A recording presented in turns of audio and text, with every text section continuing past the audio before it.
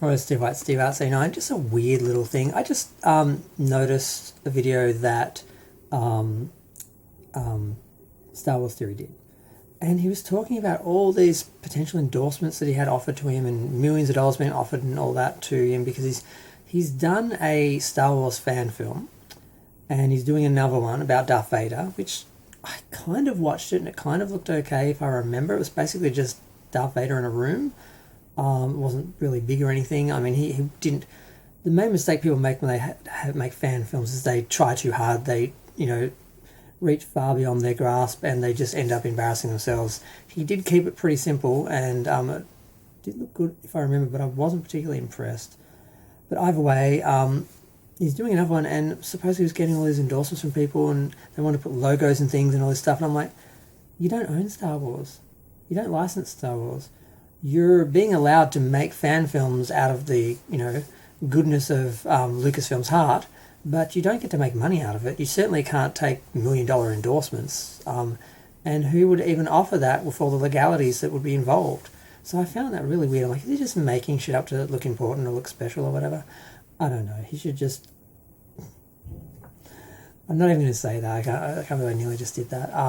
But yeah, I've been aware of this guy for years. He's one of those annoying people who is pretty conservative and usually panders to a lot of those people, but he doesn't seem to actually be promoting a lot of the really extreme stuff. He seems to be strong enough on his own with his subscribers and that to just sort of say what he actually thinks, which he's still a douche, but he's not chasing like some channels are just chasing the clicks and just making up anything and following any narrative, and they're sort of all working together with their group think to get all the same sort of rumours out looking like they're actually real because everyone sort of validates them like they're actually not just made up by them as a group.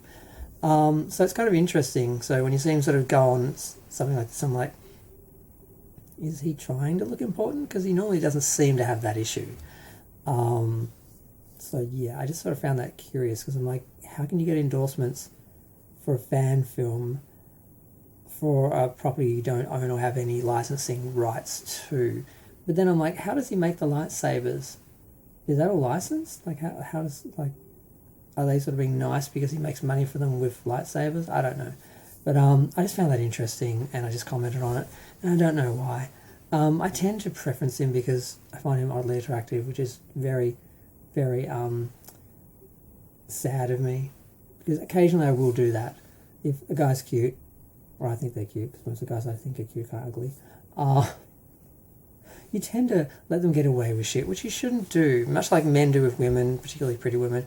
Gay men sometimes have that issue. It usually doesn't happen with me. Except for really short, fat, beefy guys with shaved heads occasionally.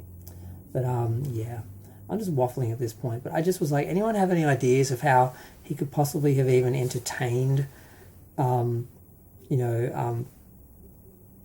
money from people for a fan film for an IP he doesn't own and doesn't have the right to use, and is basically just being allowed to, on the assumption that you're not making any money out of it and you're just doing it as a fan for the love of a fan. You're not spending money, people aren't investing in you, you're not making money out of it or profit out of it. So how does that work exactly?